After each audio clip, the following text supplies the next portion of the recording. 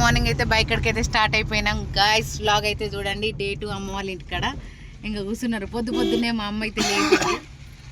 పాష మొక్కలు వేసుకునే పోతున్నాం బైక్ ఎక్కడికి. ఏడిపోతున్నాం, బైక్ ఎక్కడికి పోతున్నాం. మా లూనగాడు మాత్రము కింద అదొకటే వేసుకుందాం, అంత పాయింట్ వేసుకోలేదు. మార్నింగ్ మస్తుంది, ఇంకా మంచిగా పడతా ఉంది. ఇంత పొద్దున్నే మా అమ్మ లేపింది. అసలు పొద్దుగల లేవం మేము, కానీ ఏం చేస్తాం.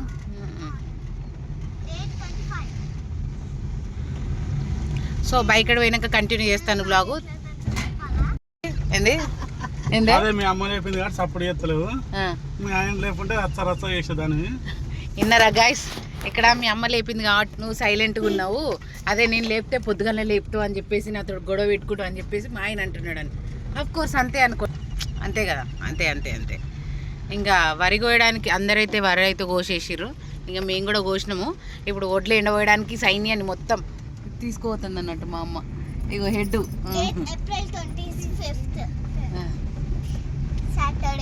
ఇట్లా ఇప్పుడు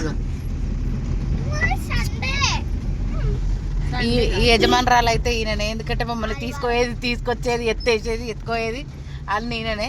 మా ఇంటి యజమానుడు అన్నట్టు, అంతేనా?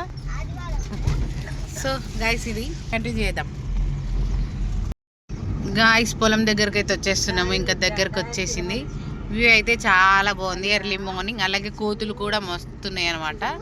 సో ఈ కోతుల వల్లనే కొంచెం అంటే అసలు మనుషులు సైలెంట్గా పోతుంటే కూడా ఈ కోతులు గీరుతా ఉన్నాయి. ఏమైంది ఏమో అర్థమవుతలేదు. కోతులు కుక్కలు మొత్తం మనుషుల మీదకే ఎగబడతారు.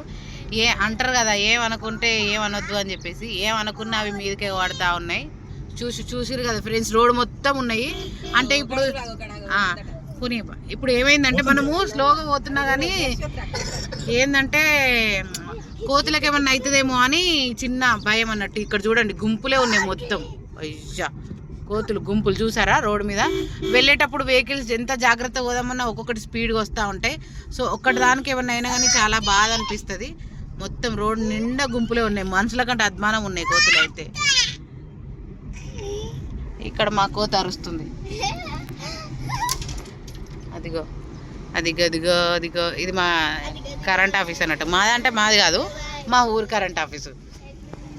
కూసో.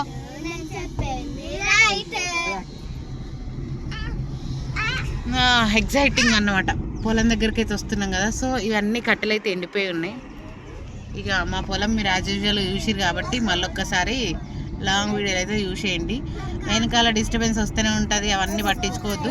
అవును, మీలో పొలం దగ్గరకు వచ్చినప్పుడు ఎంతమంది వండుకోవడానికి వస్తారు కామెంట్లో చెప్పుర్రు. ఈరోజైతే మేము తెలుసుగా మీకు అందరికీ, పొలం దగ్గరకు వచ్చినామంటే యాజ్ యూజువల్గా వంట చేసుకోవాల్సిందే, అట్లా అనమాట.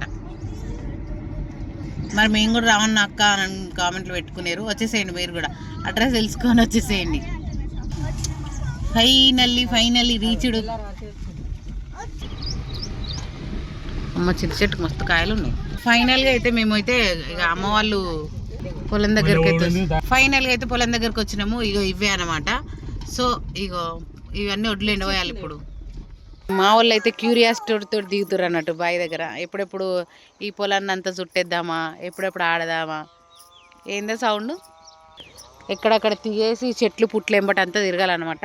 ఫైనల్గా గైస్ పొలం దగ్గరికి అయితే వచ్చేసినాం. చాలా హ్యాపీగా అనిపిస్తుంది అనమాట. ఇప్పుడు ఎండలేదు కాబట్టి హ్యాపీగానే ఉంటుంది. ఎండ బాగా మండుతూ ఉంటుంది. ఎందుకో మా డాడీ అయితే చెప్పిన పని కాకుండా అంటారు మిగతా అన్ని పనులన్నీ ఎత్తా ఉంటాడు. గడ్డి కట్టలు కట్టి. అమ్మ చిన్నప్పటి నుంచి నువ్వు పని చేస్తున్నాను చేస్తాను. చిన్నప్పటి నుండి చేస్తాను. ఈ ఊరు కోసుడు, నాటేసుడు అన్నీ చేస్తాను. ఎన్ని ఏళ్ళ నుంచి? 8 ఏళ్ళు 9 ఏళ్ళ నుంచే పని చేస్తాను. చూసిరా 9 ఏళ్ళ నుంచి. మరి మేము బయట కొత్త అంటే ఎందుకు కొద్దంటవే? అరే మేము కష్టపడ్డాం కాబట్టి మీరు కష్టపడద్దు. మరి మీ అమ్మ కూడా అట్లా అనుకొని మిమ్మల్ని ఎందుకు కష్టపెట్టింది? మా అమ్మలంటే అప్పుడు మాకు లేని పరిస్థితి. ఇప్పుడు మనం అంతలా మనం బతుకుతున్నాం కాబట్టి మేము కష్టం చేసైనా మిమ్మల్ని చేస్తాం.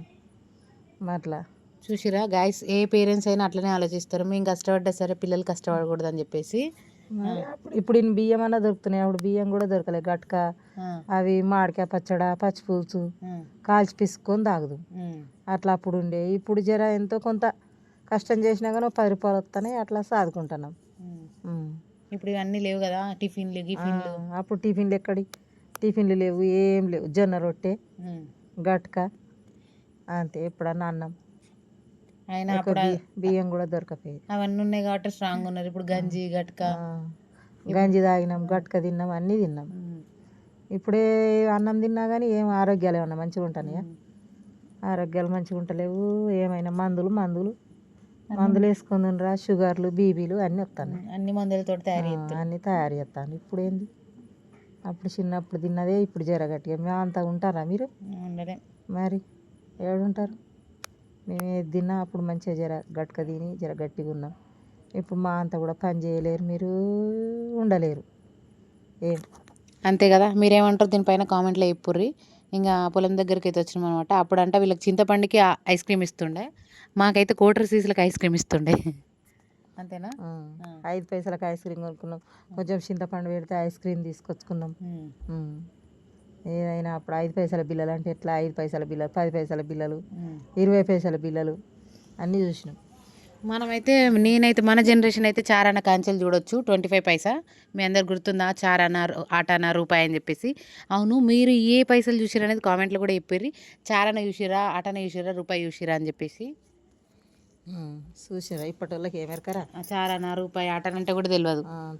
ఏంది అని అంటారు. ఇప్పుడు పిల్లలకైతే అసలు వాళ్ళకి ఏం ఐస్ క్రీమ్లు కావాలంటే కూడా కాస్ట్లీ కావాలంటారు. 100 రూపాయలు పెట్టింది మనకి ఐస్ క్రీమ్ రాదు. అట్లాంటిది పాత ఐస్ క్రీమ్ అంటారు, అవేంటి ఇవేంటి అన్ని పిచ్చి పిచ్చి ఐస్ క్రీమ్ కావాలి. ఓల్డ్ జనరేషన్లో అయితే రూపాయి చారాన కాటనకు వచ్చేది అనమాట. అట్లా 5 పైసలకే కొనుక్కున్నాం మేము. చూసారు కదా, విన్నారా? ఇక్కడ మా అమ్మ చెప్తా ఉంది. ఇక్కడ నేనైతే కొంచెం హెల్ప్ చేస్తున్నాను అనమాట.